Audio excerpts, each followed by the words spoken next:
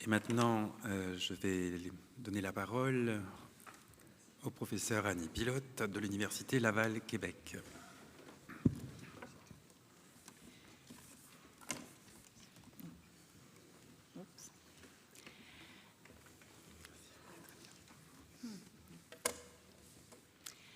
Alors, bonjour. Ça me fait plaisir d'être ici. Je ne pense pas que vous ayez besoin de la traduction simultanée pour le français. Il n'y a pas de sous-titrage non plus, donc je vais essayer de faire au mieux pour que vous puissiez suivre mon propos.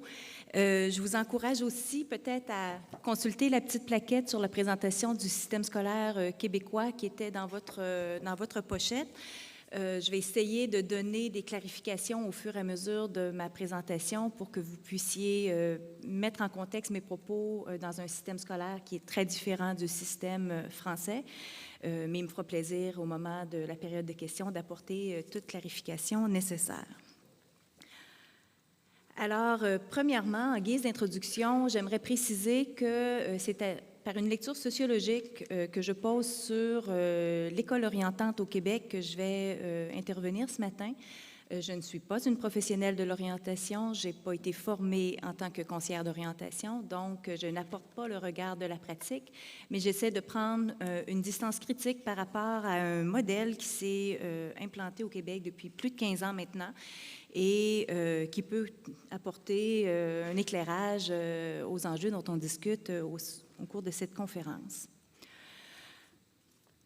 Alors, pour commencer, il faut dire que l'approche orientante, c'est une approche qui cherche à faire de l'orientation l'affaire de tous les acteurs et de tous les partenaires de l'école. Ça peut sembler une platitude, mais vous allez voir dans le modèle, il y a vraiment une intention de mettre à contribution tous les acteurs et de les amener donc à collaborer autour de cette question de l'orientation. Je vais faire un petit détour vers le contexte finalement de la fondation, je dirais, du système d'enseignement québécois tel qu'on le trouve aujourd'hui, pour rappeler un certain nombre d'orientations qui étaient présentes lors de la réforme éducative qui s'est implantée au cours des années 1960 et qui visait plus particulièrement la réduction des inégalités. Alors, à cette époque-là, les francophones du Québec étaient loin derrière les anglophones de la province et des autres pays industrialisés au niveau de la scolarité, du niveau de scolarisation. Et donc, cette réforme qui s'est implantée visait à permettre finalement de réduire certaines inégalités et plaçait au cœur de cet enjeu-là la question de l'orientation. Alors, il ne s'agissait pas seulement de réduire les inégalités de scolarisation, mais de faire en sorte que ça se concrétise également au moment de l'insertion dans la vie active. Alors, cette réforme-là a donné des résultats, évidemment, très notables au niveau d'un rattrapage important sur le plan de la scolarité des francophones du Québec, de même pour la scolarité des femmes, mais il reste toujours des défis importants de nos jours au niveau des écarts sur le plan de la réussite et du niveau de scolarité des jeunes issus de milieux défavorisés. Alors, cette question-là était au cœur de la réforme qui s'est enclenchée à l'aube des années 2000 et qui visait finalement toujours à trouver des approches où on pourrait mettre davantage l'élève en action comme un acteur de sa réussite scolaire en mettant en place une approche par compétence. Alors, la compétence à s'orienter est devenue un élément central de toute cette réforme majeure du système d'enseignement qui s'est implantée à partir de l'année 2000. Donc, l'approche orientante est un élément clé qui a accompagné une majeure réforme du curriculum de l'enseignement au cours des années 2000.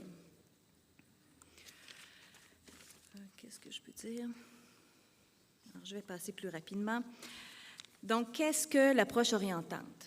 Alors, c'est fondé sur une prémisse de base qui vise à élargir l'espace de choix des élèves et non de l'orienter en lui imposant une direction. Ce n'est pas un outil de sélection.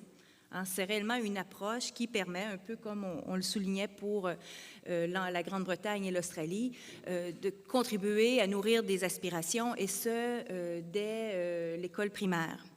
Alors, il s'agissait donc de développer des moyens pour mettre l'élève en action, de découvrir par l'expérience, de le mobiliser face à sa réussite scolaire dans un premier temps et progressivement face à son orientation scolaire et professionnelle. Alors, c'est aligné avec l'ensemble de la réforme en éducation où finalement on cherche à mettre donc l'élève en action et on cherche à favoriser à travers ça une meilleure connaissance de soi et du marché du travail. Alors, en 2002, le ministère de l'Éducation a précisé de la manière suivante ce qu'était donc l'approche orientante. Alors, on insiste ici sur la démarche concertée. Alors, ce qu'il faut dire, c'est que quand ils ont mis en place l'approche orientante, ça a été aussi suite à l'abolition d'un cours d'éducation au choix de carrière qui existait déjà depuis une quinzaine d'années et qui avait été vivement critiqué. Et donc, on ne sentait pas qu'un cours obligatoire qui portait sur le choix de carrière répondait réellement aux besoins des élèves. Et donc, l'approche orientante est venue remplacer à ce moment-là l'éducation au choix de carrière. Je viens de réaliser que je ne suivais pas du tout ma présentation. Permettez-moi de me retrouver. Et je suis ici.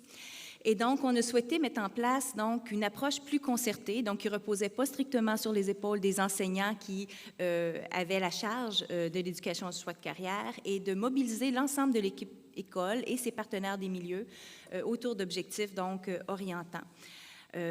Il était entendu donc que l'approche orientante donnerait lieu dans chaque établissement scolaire des services intégrés au plan de réussite et au projet éducatif de l'établissement pour ne pas que ça donne lieu à des actions isolées qui engageaient peu finalement l'équipe école. Il faut insister sur le rôle important qui est joué néanmoins par les conseillers d'orientation. Alors, on cherche évidemment à assurer une responsabilité partagée par une diversité d'acteurs, donc l'élève au premier chef, ses parents, les différents professionnels de l'éducation, les enseignants, et là on parle des structures telles que le conseil d'établissement, la commission scolaire et l'ensemble de la communauté. Mais au cœur de tout ça, il y a les conseillers d'orientation qui, contrairement à la France, sont intégrés directement au sein des établissements. Ils peuvent être en permanence dans un même établissement, précisément au secondaire. En ce qui concerne le primaire, parfois, ils peuvent être au service d'une commission scolaire et offrir des services ponctuels à l'établissement primaire. Donc, les conseillers d'orientation ont eu un rôle clé par rapport à l'implantation de l'approche orientante parce qu'ils étaient vraiment ceux qui détenaient l'expertise, finalement, pour accompagner leurs collaborateurs dans l'implantation donc, de ce programme-là. Il faut dire que l'approche orientante ne servait pas non plus à éliminer le cœur de la pratique professionnelle d'orientation autour du conseil à l'élève. Alors, ces services à l'élève demeurent, d'accompagnement au choix de carrière, notamment au moment des paliers d'orientation importants, lorsque vient le moment de choisir, par exemple, certaines matières clés qui peuvent avoir un impact sur l'orientation future. Donc, les conseillers d'orientation demeurent interpellés au premier chef. L'approche orientante vise davantage, concerne des éléments plus généraux d'orientation qui sont intégrés donc aux matières scolaires, directement donc à la pédagogie.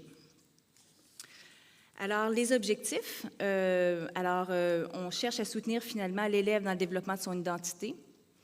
On veut fournir également, à travers différentes occasions, faire vivre différentes activités qui permettront aux élèves de découvrir des formations, des parcours scolaires possibles, encore du côté des aspirations, permettre de connaître le monde du travail. Alors, autant d'éléments finalement qui cherchent à sortir de la classe et à faire vivre parfois par des invités, des milieux qui vont venir rencontrer les élèves, des salons de l'emploi, des visites en milieu de travail. Donc, tout ne repose pas sur l'enseignement dans les matières, mais sur une diversité d'activités. Et donc, à travers tout ça, on cherche à accompagner l'élève du primaire progressivement et de manière plus intensivement lors de son parcours à l'école secondaire pour l'amener à être en mesure de mieux connaître son identité et de faire des choix bien éclairés. J'emprunte la terminologie. Alors, les conseillers d'orientation et les acteurs se retrouvent donc davantage dans un rôle d'accompagnement et ne sont pas là, j'insiste, là, dans une perspective de sélection par rapport aux élèves.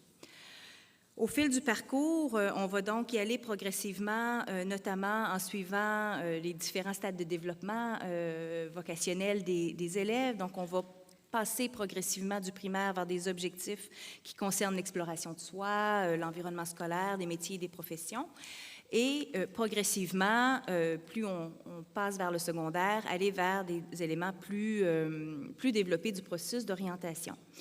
Les moyens utilisés et qui font partie du défi de l'implantation de l'approche orientante, c'est de voir comment intégrer ces activités-là au programme scolaire, et notamment l'enseignement des disciplines.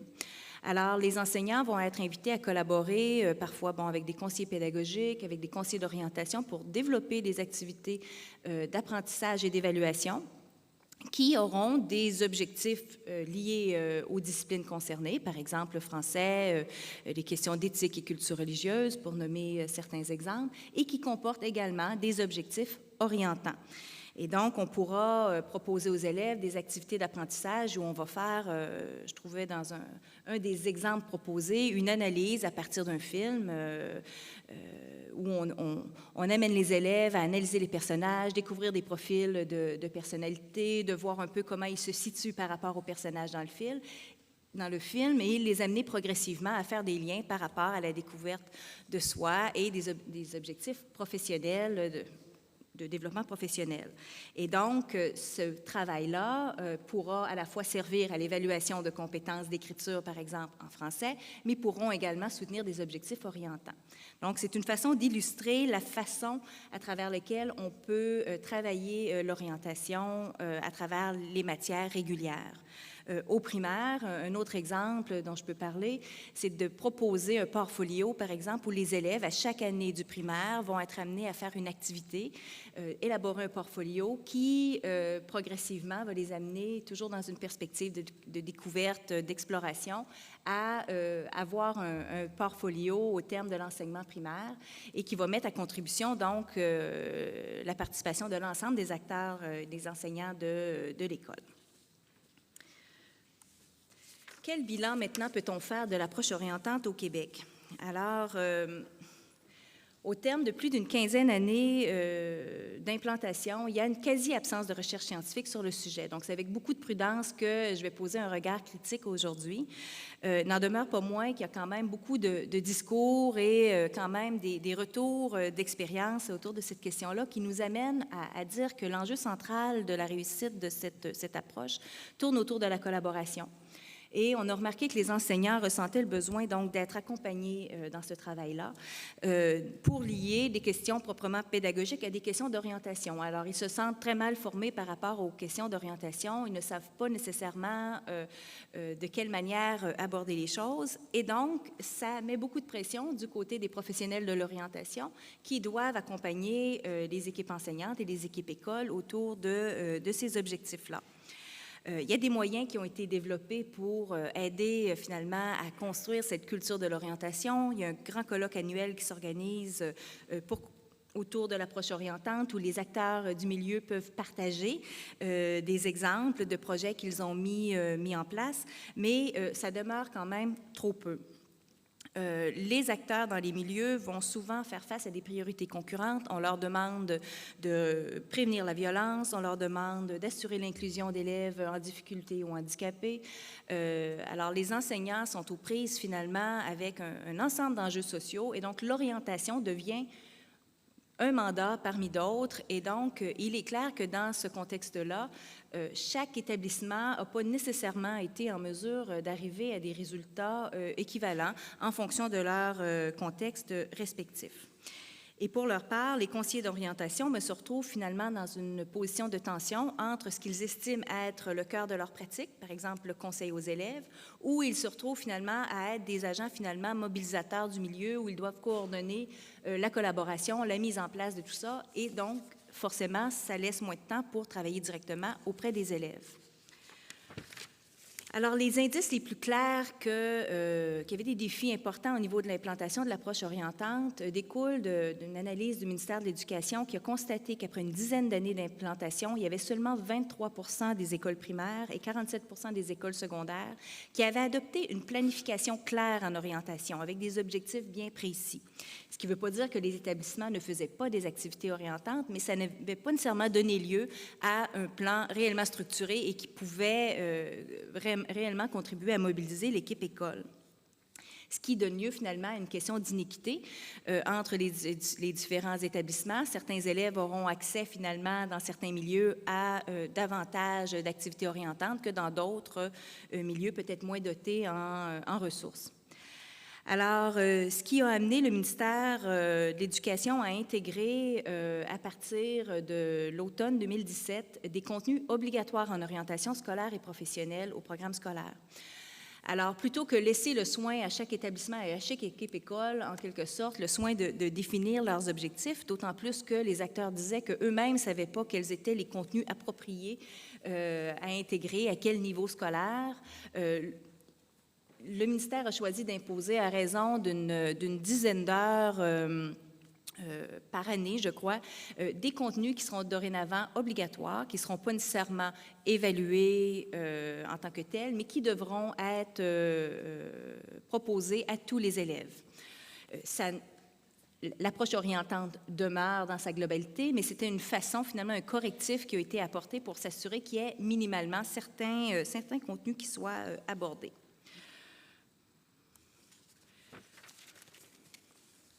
Maintenant, je vais terminer sur quelques réflexions critiques.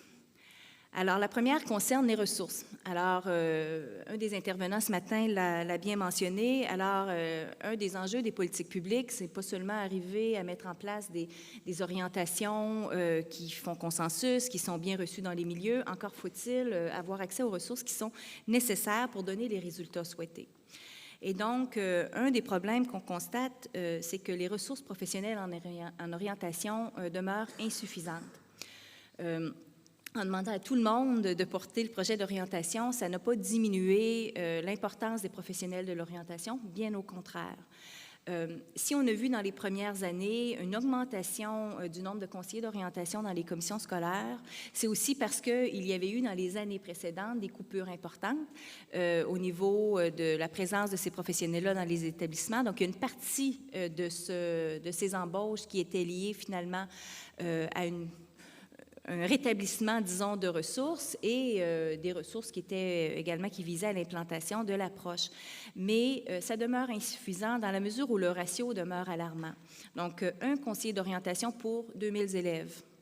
Alors, quand on pense que le conseiller d'orientation place au cœur de sa pratique le conseil à l'élève sur une base individuelle ou en groupe restreint et qu'on fait de lui maintenant un agent censé de mobiliser l'ensemble de l'équipe école, on voit très bien comment ces professionnels-là peuvent se sentir aujourd'hui extrêmement sous pression. Le ratio qui était recommandé dans les années 1970 était de 1 conseiller d'orientation pour 700 élèves. Donc, on voit bien qu'on est très, très loin donc, de cet objectif. Je vais terminer sur une question qui me semble importante, qui est une question donc, de justice sociale. Il y a, à mon avis, un grand risque d'iniquité dans l'accès aux ressources susceptibles d'élargir les perspectives scolaires et professionnelles des élèves. Alors, en dépit des objectifs universels sur lesquels on peut s'entendre, d'élargissement des possibilités pour tous, il n'y a pas d'objectif clair en termes de correctifs par rapport aux élèves les plus désavantagés et les plus à risque, finalement, sur le plan de la réussite et de l'orientation. Et il n'y a pas de moyens non plus qui visent spécifiquement la mise en place d'activités orientantes destinées à ces élèves.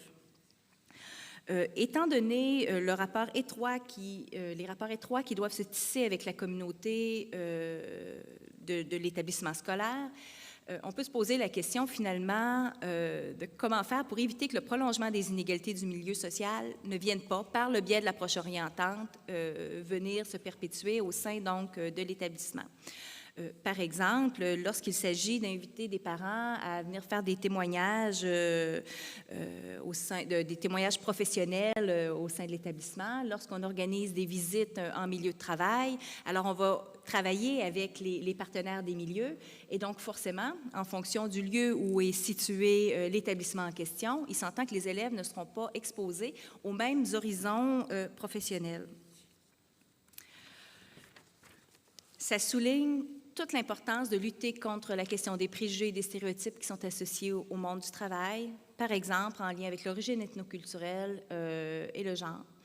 Dans le cadre d'une recherche qui porte sur les parcours d'élèves issus de milieux de l'immigration, une étudiante l'a très bien mis en mots, finalement, ce qu'elle observait dans son établissement scolaire, à savoir que les visites en milieu de travail étaient dans des usines.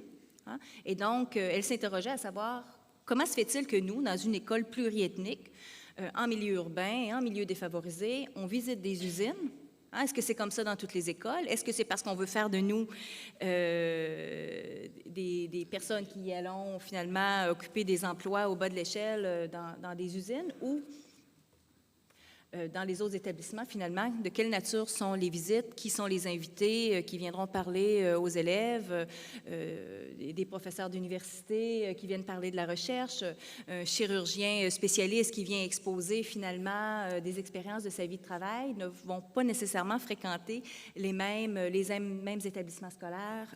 Donc, on peut bien voir finalement que dans la mesure où les équipes écoles ne sont pas forcément accompagnées pour lutter contre ces effets finalement du curriculum informel, là, qui peuvent accompagner l'approche orientante, il y a énormément de risques finalement que ça se détourne finalement des objectifs premiers. Ce qui m'amène à insister sur le rôle clé des conseillers d'orientation professionnelle qui pourraient être appelés finalement à agir comme des agents de changement social dans leur milieu scolaire. Ils sont bien placés pour conseiller les équipes écoles. Ils détiennent une formation solide, d'équivalent de Bac+5, un niveau universitaire. Alors, c'est certain que leur capacité d'action est actuellement extrêmement limitée par les ressources insuffisantes, mais il me semble important finalement que dans la suite de la mise en place de l'approche orientante, qu'on se préoccupe réellement des élèves les plus vulnérables en essayant finalement de leur proposer des activités susceptibles finalement d'élargir véritablement les horizons pour ces élèves. Alors, je vous remercie.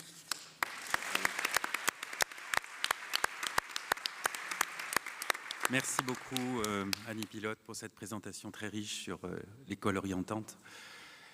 Vous avez en particulier évoqué un point très important, qui est celui que l'éducation à l'orientation est distincte du conseil en orientation, mais l'un ne remplace pas l'autre. Les deux cohabitent comme des pratiques complémentaires. On reviendra peut-être sur ces questions, sur ce point-là dans la discussion.